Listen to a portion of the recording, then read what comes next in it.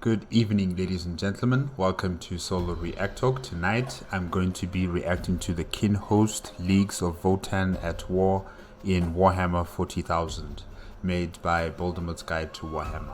If you want to check out my previous reactions to the other Leagues of VOTANN videos made by Baldermort's Guide to Warhammer, remember the playlist card is going to be at the top. Just click on it and you'll be able to access them. If you want to check out the original video as well as Baldermort's Guide to Warhammer YouTube channel, the links are going to be in the description below. Okay, let's start. 3, 2, 1, go.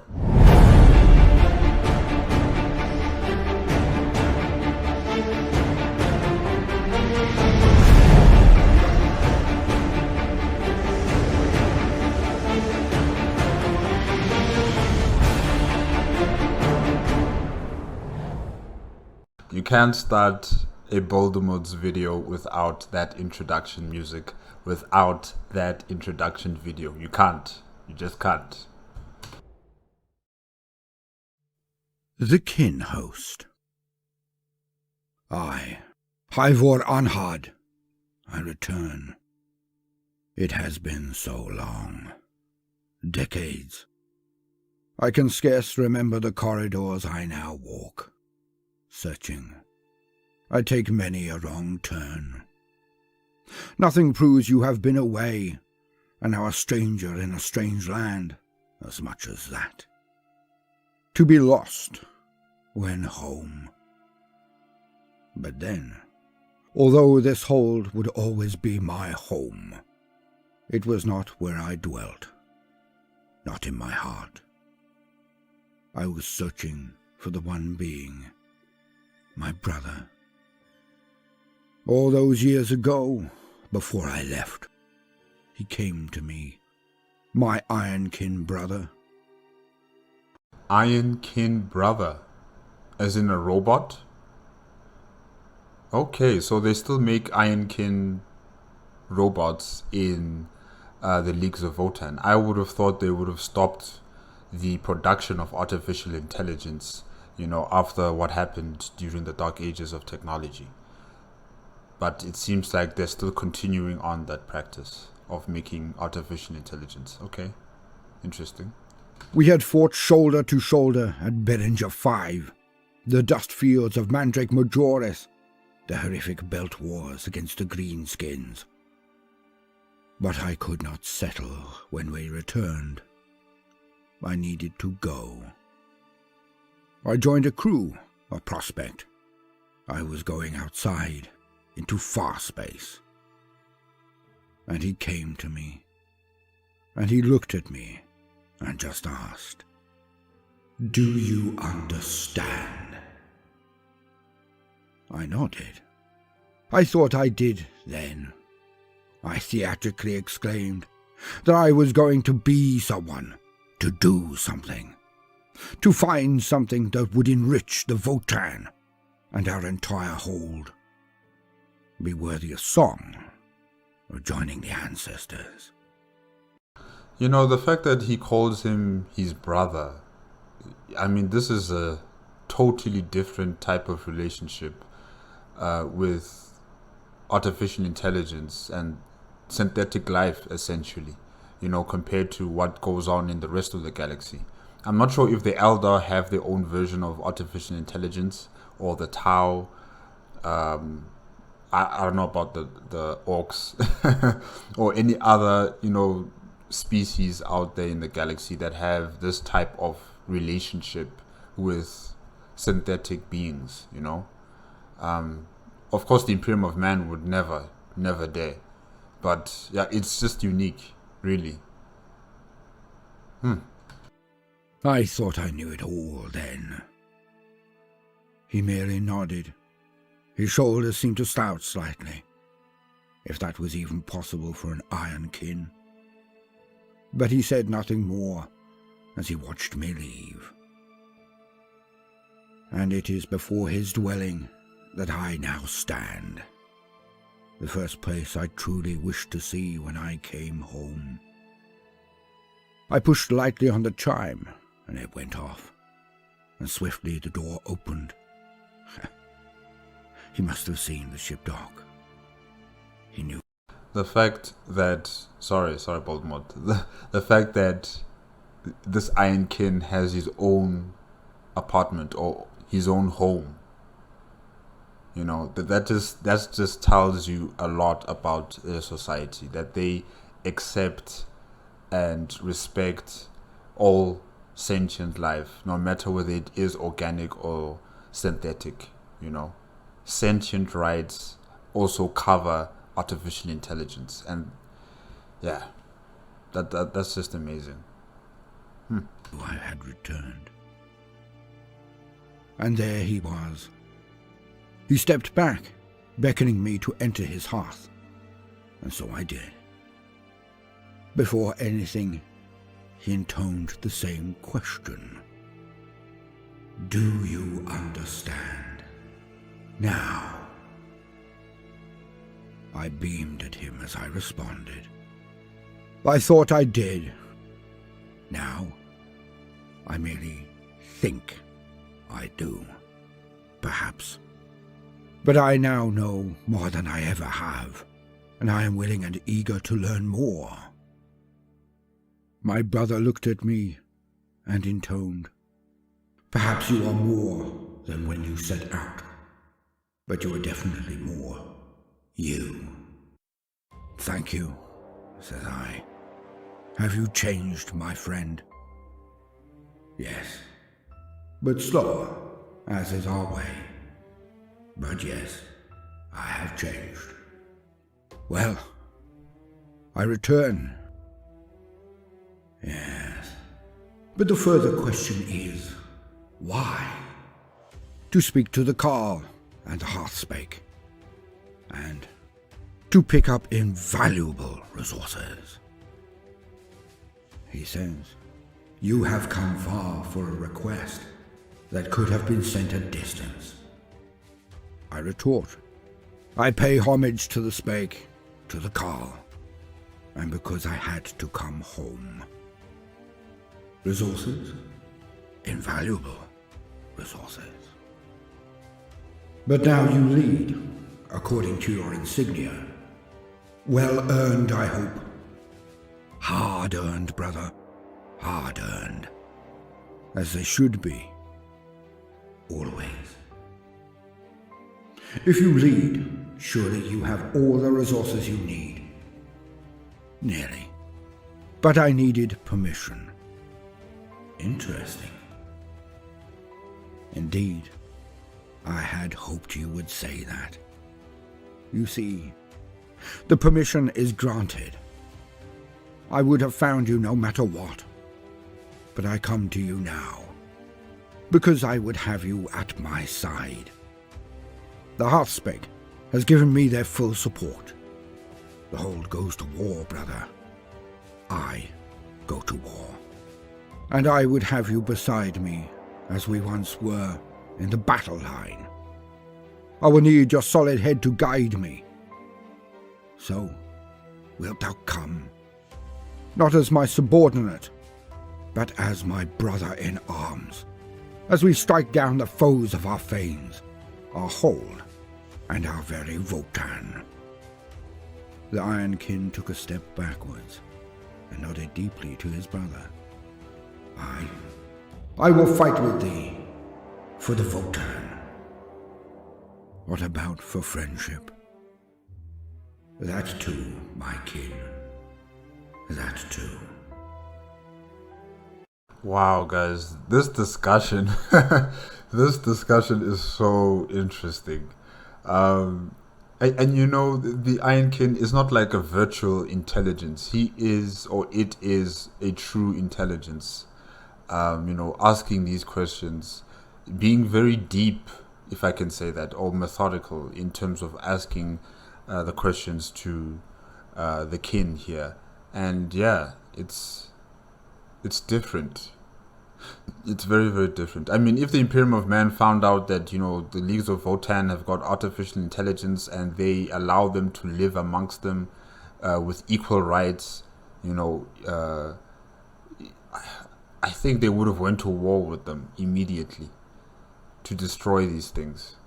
they would have went to war to destroy the Ironkin and to subjugate probably the Leagues of Votann. They would have tried. Yes, let's say that. They would have tried. They would have ultimately failed in the end, I think. Yeah. Then we go, now, this very moment. What of those resources you required? And the kin looked back at his brother and said, I have them now. You were that invaluable resource the whole time. Oh, wow. Okay. Oh. I have them.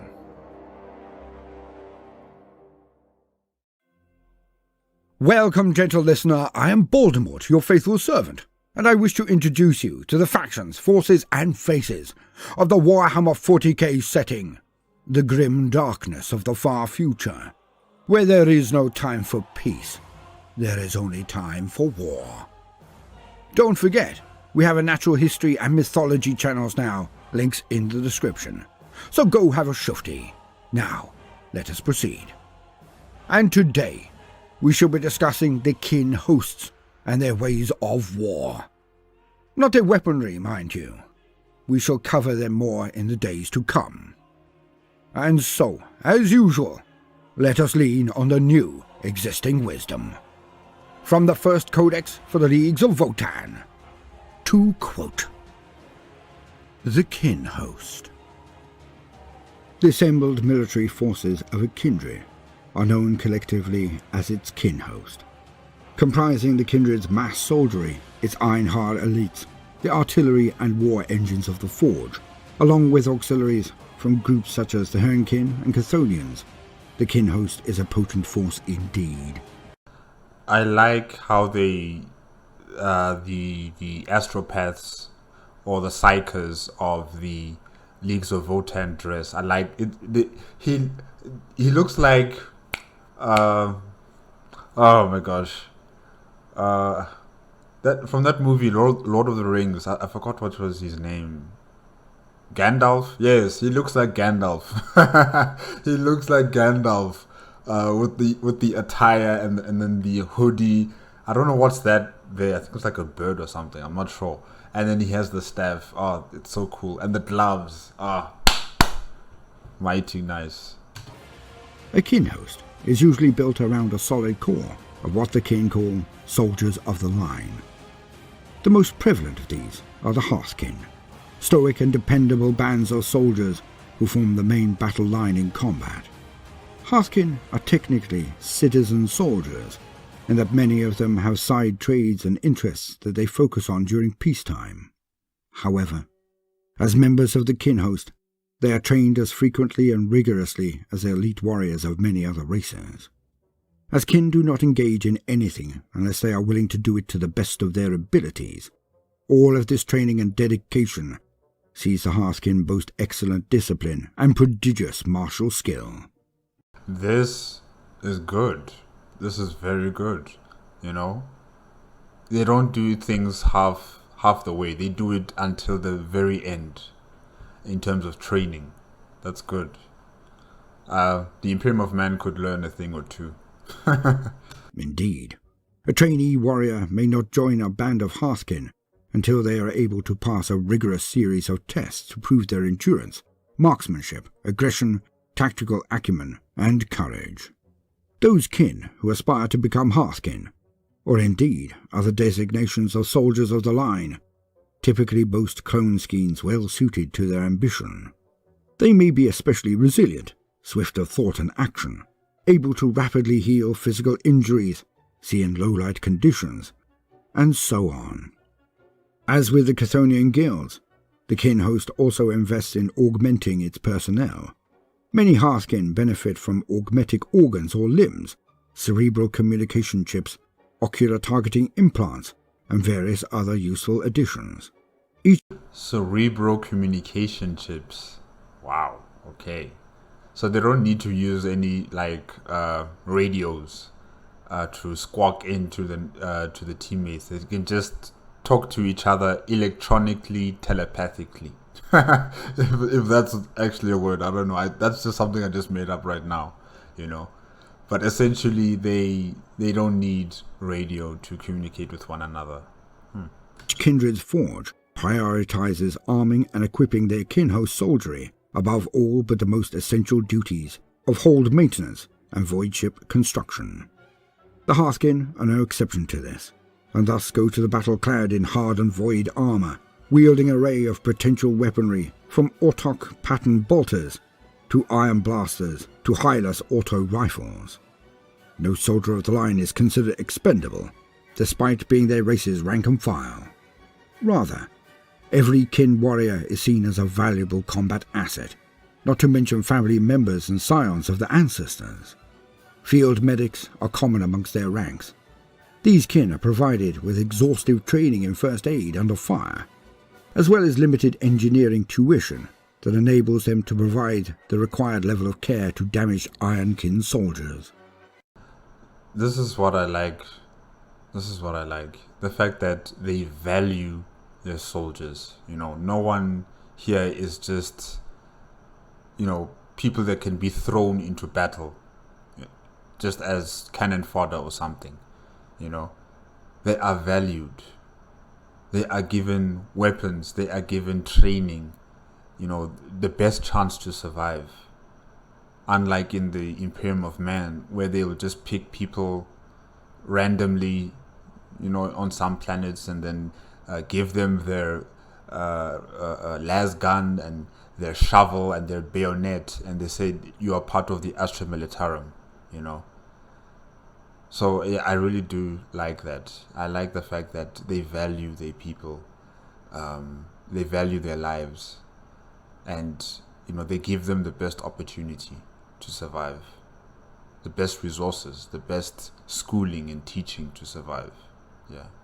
Kin-host military doctrine emphasizes the intelligent use of lives and material by Hearthkin and their comrades, never wasting either in the name of anger or vainglory. Strong bonds of loyalty bind the individuals of each Hearthkin squad together and ensure the comradeship of one squad to the next, meshing kin-host formations beneath the trusted leadership of their heroic leaders.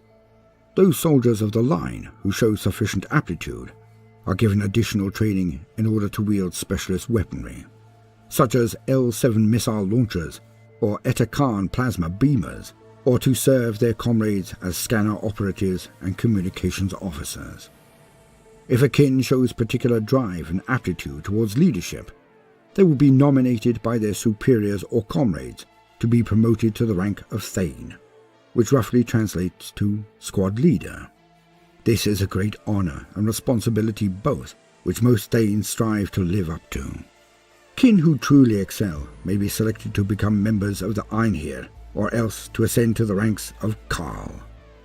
Treading one of these paths does not preclude following the other at a later date, and some kin have even belonged to both elite circles at once.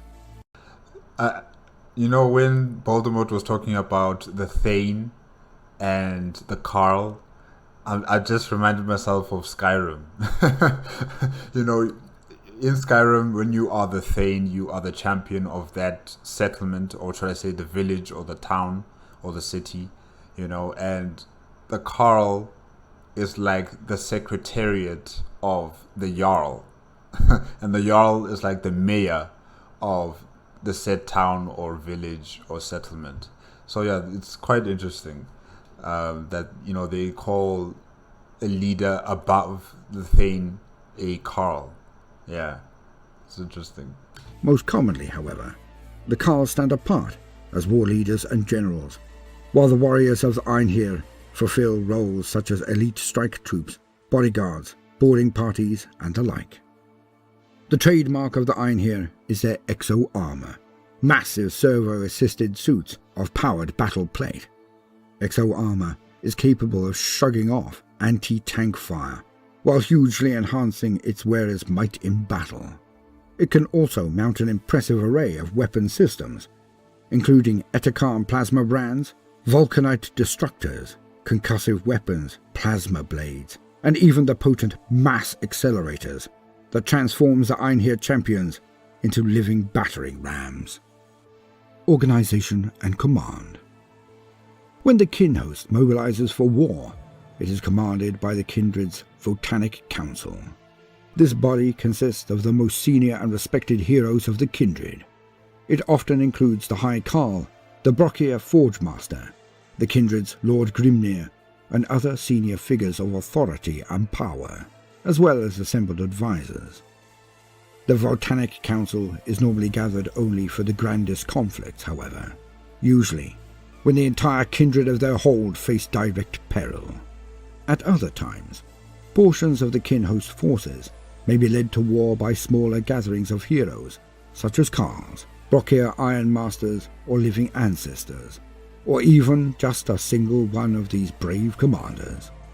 However large the mobilization of forces that occurs, the available kin soldiers, combat vehicles, voidcraft, and any attached Hernkin, Chthonians, and the like are organized into one or more oath bands.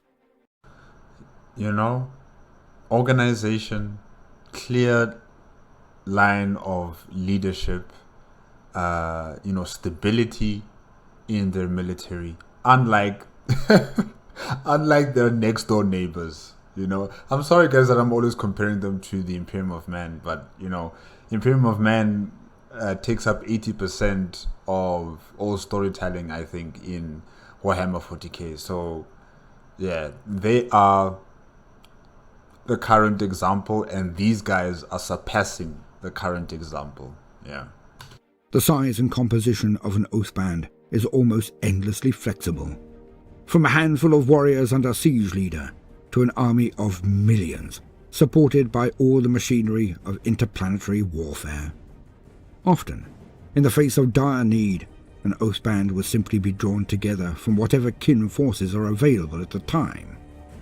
The one constant of an oath band is that it has an ultimate commander, most often, but not always, a Carl, to whom all its warriors swear an oath of service until such time as the oath band's goals are met or their leader releases them to fight elsewhere. So variable and seemingly ad hoc an organizational structure would be unimaginable for most of the galaxy's races. Thanks to their close subconscious bonds and sense of shared purpose, however, the kin are able to operate in this fashion with little, if any, confusion or difficulty. End quote. Hence we see that the kin are advanced in so many ways, not just in their use of ancient technologies that would, if known about, elicit an all-out war from the Imperium just to secure them, but also secure and also destroy, like the artificial intelligence side. And do they have STCs? The standard, what is it called again? Something construct. Yes, I forgot the name in full, but yeah, STCs. Yeah, do they have them? Because if they do, then definitely the Imperium of Man would invade them as soon as possible. In the way they treat their people. For the true proof of an empire is how it treats its citizens. True, very, very true. And they treat them very, very well. They give them, any chance, no matter how small, they give them a chance to survive in this dark future. They give them the education, they give them the weapons, they give them the armor. And the kin see each and every one of their warriors as a resource almost beyond compare, certainly not for the wasting. They train and equip their soldiers in a way that shows their import, for none are sent into the fires of battle without the honing and weaponry to make them a real threat, but also so that their chances of survival are the maximum that the hold can provide. Even the rank and file are remembered to be equally important as the leadership, and that they are ancestors of their people, a resource that cannot be expended on a whim. And this is utterly in opposition to the Imperium. Also, they are clearly a meritocracy, allowing those with a propensity and skill for leadership to rise through the ranks. Unlike the Imperium of Man and its aristocracy and its nobility and, people getting positions either through assassinations or money or, who they know, important in high offices, so basically like some sort of nepotism, So yeah, definitely, the system being used by the Leagues of Votann is just so good. Well, it's far better than compared to what goes on in the Imperium of Man. It is not based on lineage, nor inherited station and rank. Thus should the kin be a far more lethal army to most in the galaxy, as their warriors are not only genetically engineered to be exceptionally robust, resistant to the warp, but equipped to the very best that they can be by the Votannic Council and the High Carl. And they are led by the best person for the job. They have flexible formations designed by need and threat, not static treatises or even traditions that are ritualized and thus sacrosanct. We're talking about you, Imperium of Man. And this is not something many other species or factions can actually claim. For the kin going to war are a professional army, and one that treats its men and women as such, soldiers, not cannon fodder. Through this week, we shall see their weaponry, their upper leadership, and of course, the very nature of the Votann themselves. I look forward to you joining me on this journey of exploration of this wonderful new faction. I have been Baldermort, your faithful servant. A swift reminder about our other channels, links in the description. And thank you for your precious time. Now, no matter what you do today, do try to make some time for fun. Toodaloo. Okay guys, that's it with the kin host Leagues of Votann at War in Warhammer 40,000, made by Baldermort's Guide to Warhammer. Yes, they are a professional army. They are not cannon fodder. That's it. That's the most important line. They are a professional army. It's not like in the Imperium of Man. Well, in the Imperium of Man, maybe you could say the Cadian shock troopers, they are a professional army. The soldiers of Krieg, maybe, I'm not sure. The Katishan jungle fighters, yeah, you could also consider them as a professional army. The Elysian shock troopers, you could also consider them as a professional army. There are some professional armies, I would say, right? But in the vast majority, in the Astra Militarum of the Imperium of Man, it's just people with a bayonet, las gun, and a shovel. That's it.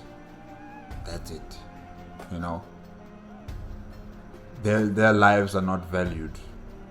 They will be thrown into the maw of death in their billions. Continuous billions of human beings just being thrown into death.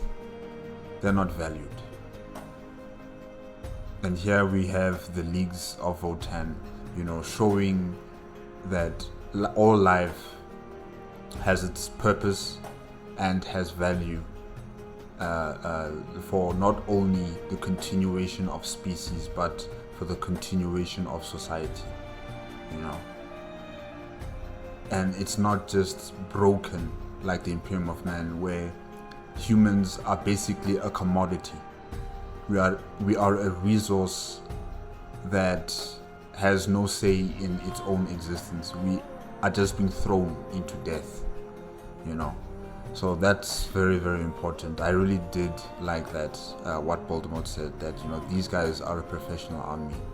They are not cannon fodder.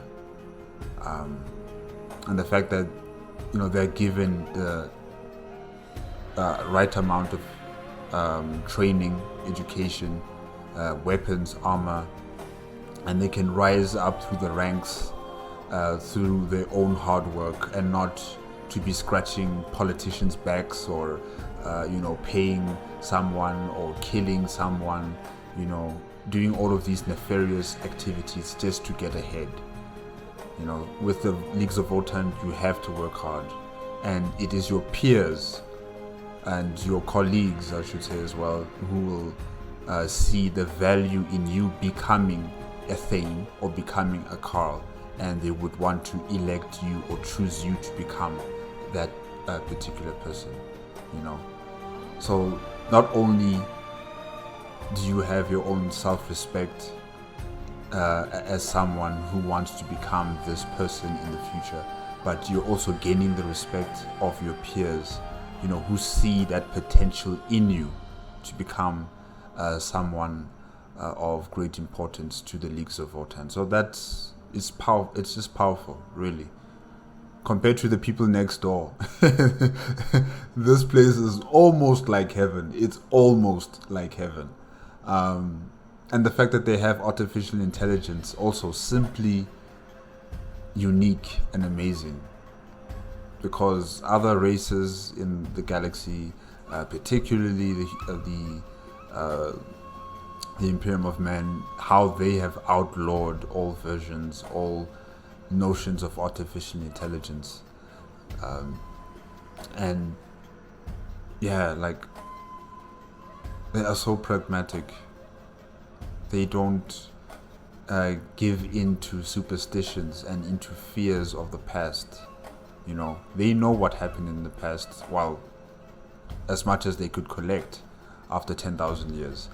And they're not afraid of it. They're analyzing it. They are making sure that they don't repeat it. And that's amazing. That's amazing. Leagues of Votann. I'm really starting to like you guys more than the main characters in these stories, which is the Imperium of Man. You know, I'm really starting to like them. They're cool. Guys, yeah, that's it. That's it for tonight with Baldermort's Guide to Warhammer. Remember, if you want to check out the original video as well as Baldermort's Guide to Warhammer's YouTube channel, the links are in the description below. If you like my reaction, please give me a like, comment, and subscribe to my channel. Click on the notification bell if you want to be up to date with my latest videos, and I will see you guys next time. Okay?